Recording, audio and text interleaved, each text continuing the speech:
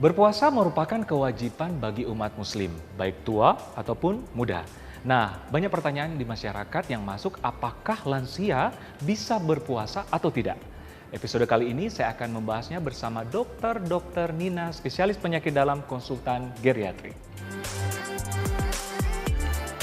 Kali ini kan kita membahas soal lansia, apakah bisa berpuasa atau tidak ditinjau dari penurunan fungsi juga tubuh kan. Tapi sebelumnya mungkin yang masyarakat ingin tahu, yang termasuk kategori lansia itu seperti apa, dokter? Kategori lansia menurut WHO untuk Indonesia, mereka yang berusia 60 tahun ke atas. Nanti ada lagi istilah geriatri. Oke. Nah, kalau geriatri itu adalah mereka yang bukan hanya sekedar usia lanjut, tetapi mereka memiliki multipatologi. Jadi minimalnya ada 2 penyakit dan biasanya disertai dengan gangguan fungsional dan gangguan status nutrisi. Oke. Itu yang disebut geriatri. Geriatri berarti usia 60 tahun ke atas, tapi ada kelainan patologis tadi. Komorbid lainnya. Komorbid lainnya, yang didiagnosa oleh dokter ya? Iya. Pada saat puasa ini kita kurang lebih menahan makan dan minum kurang lebih 13 jam. Ya. Nah, bagi kategori yang termasuk lansia, apakah ini aman atau tidak, dokter? Untuk puasa yang aman untuk lansia, itu ada 3 syarat. Nah, jadi yang pertama, sepanjang lansia tersebut bisa memenuhi kebutuhan nutrisinya dan cairannya selama periode dari berbuka sampai sahur itu. Nah, jadi kebutuhannya bisa dipenuhi, yang pertama. Yang kedua, itu aman kalau penyakit-penyakitnya stabil dan terkontrol. Nah, itu tentunya memerlukan rekomendasi dari dokternya sebelumnya ya. Itu yang kedua. Yang ketiga, dia sepanjang kalau dia menggunakan obat-obatan, obat-obatannya itu dapat di-adjust pemberiannya buka sampai sahur tuh. Nah itu, jadi kalau 3 itu bisa di-handle, itu insya Allah aman. Adakah makanan minuman yang perlu dihindari bagi lansia, dokter? Nah, jadi untuk makan-makanan yang perlu dihindari adalah makan makanan yang terlalu manis justru. Kemudian makanan yang terlalu asin. Nah, kalau terlalu asin itu juga misalnya ada keripik-keripik, selain telur asin ikan asin, keripik-keripik atau makan makanan yang diawetkan, itu kan garamnya juga banyak. Atau makanan yang diproses, itu garamnya juga banyak. Itu akan menarik air keluar, bersifat diuretik juga. Nah, jadi artinya itu harus dijaga. Kemudian makan makanan yang berlemak juga, yang terlalu banyak lemak, berminyak, goreng-gorengan itu juga akan memperlama pencernaan. Kalau minuman, nah minuman yang kaya kafein seperti kopi, nah itu juga akan mengeluarkan bersifat diuretik kan. Diuretik ya. Nah ini mungkin jadi pertanyaan para lansia di rumah nih. Jadi saya harus makan apa dok supaya aman saat berpuasa? Soalnya tadi yang dilarang ya. Jadi sekarang harus yang bolehnya apa dong? Kok banyak banget yang dilarang gitu. Nah jadi yang boleh justru banyak. Buat makanan, jadi kita harus memilih makanan yang kaya serat.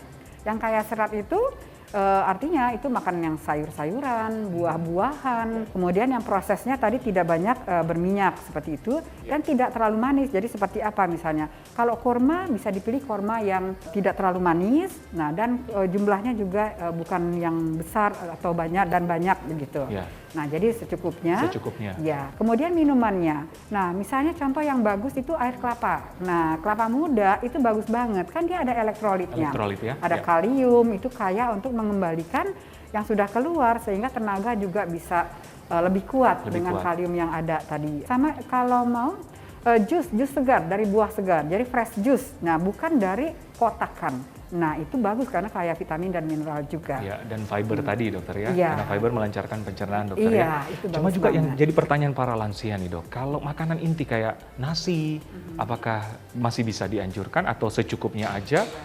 Ya. Atau ikan atau daging gimana dok? Untuk makanan pokok, jadi makanannya karbohidratnya apa dong? Nah, jadi itu bisa nasi memang masih bisa, tentu masih itu bagian dari hidup kita, tapi upayakan dari sekarang kita membudayakan makan makanan nasi itu yang kaya seratnya, seperti misalnya nasi coklat, bahkan nasi hitam. Nasi hitam, wah itu kan bagus banget, itu kaya dengan serat. Nah, jadi kalau kemudian juga lauknya, kalau porsinya sesuai dengan yang dianjurkan oleh Kementerian Kesehatan, isi piringku, itu cocok dengan lansia sebetulnya. Isi piringku itu, sebuah piring, kita bagi 3. Sepertiga untuk makanan pokok, sepertiganya untuk sayur. Nah, sayur bukan cuma 2-3 sendok, tapi sepertiga. Sepertiganya, kemudian sepertiganya dibagi 2. Separuhnya buat lauk, jadi 1/6 buat lauk, 1/6-nya buat buah. Nah, jadi jangan lupa itu. Jadi itu dan pilih semuanya yang kaya air. Sayur buahnya itu kaya air. Dan nasinya kalau coklat merah itu kaya serat. Serat ya? Jadi akan baik sekali semua kombinasinya. Sekarang di masa pandemi tuh semua orang notice banget tentang kesehatan, berolahraga, termasuk lansia. Saya lihat tuh kalau di jalan-jalan ada yang lagi sepedaan, jalan sehat atau lari gitu. Nah, dalam saat berpuasa untuk lansia, apakah tetap bisa berolahraga? Wah, itu penting sekali. Karena makanan itu tidak akan jadi otot kalau dia tidak diimbangi dengan olahraga, nggak dibarengi dengan olahraga. Nah, padahal kan tadi kalau orang tua itu masa tubuh keringnya itu berkurang, jadi ototnya mengecil. Ya. Karena itu untuk mengembalikannya dia harus cukup makan sumber protein, tadi misalnya ikan-ikanan atau tempe, tahu, itu kemudian dibarengi dengan olahraga. Nah, olahraganya apa yang bagus untuk di masa puasa? Ya. Nah, Apa itu kan yang penting banget. Ya itu tetap dianjurkan untuk olahraga, jadi harus, itu wajib, yaitu jalan pagi atau jalan sore, atau malam setelah sholat misalnya, itu bisa. Kemudian bersepeda, oke, sepanjang itu tidak memberatkan jantungnya. Jadi kita tahu kemampuan kita, dan kemudian berenang. Nah, berenang juga bagus banget, meditasi, yoga, itu senam-senam, itu oke. Jadi itu silakan dilakukan dan dilanjutkan. Nah, kalau dia nggak bisa makan dengan baik, apa sebabnya? Misalnya salah satunya dari utama itu dari daerah. Kontrol gigi ya. Kadang-kadang hal simpel ini yang sering kita lupain kan. Mungkin ada tips-tips bagi lansia atau masyarakat Indonesia pada umumnya yang menyaksikan gimana lansia bisa aman, nyaman, dan tetap sehat, imunitas tetap dijaga saat berpuasa. Sekarang ini dong. Ini tipsnya ya untuk orang tua agar bisa melakukan puasa yang aman. Nah, yang pertama, jadi semuanya harus dilakukan dengan mindful. Nah, dengan penuh kesadaran. Nah, itu penting. Jadi itu nomor 1, mindful sahur. Sahur wajib bagi orang tua. Sahur wajib. Nah, mindfulnya itu gimana? Dia harus kita siapin waktunya yang cukup. Jangan sekedar sahur, kita sahurnya jam 4:04. Nah, jadi nggak cukup, atau sekedar jam 4 pun juga nggak cukup. Nah, jadi misalnya kita siapin waktu 1,5 jam, karena buat ngabisin makanan aja orang tua butuh waktu lama. Butuh proses ya. Untuk bisa minum beberapa gelas itu butuh waktu. Jadi itu harus disiapin. Jadi sahur yang mindful. Yang kedua juga iftar, berbuka yang mindful. Nah, iftar yang berbuka mindful itu kayak gimana? Jadi jangan terburu-buru. Jangan ke susu, jangan banyak-banyak.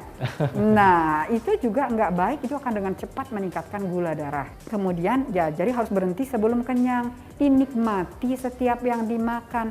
Karena semua hal akan jadi otot kalau kita nikmati. Nah, akan jadi hal yang baik bagi badan kita kalau dinikmati. Baik.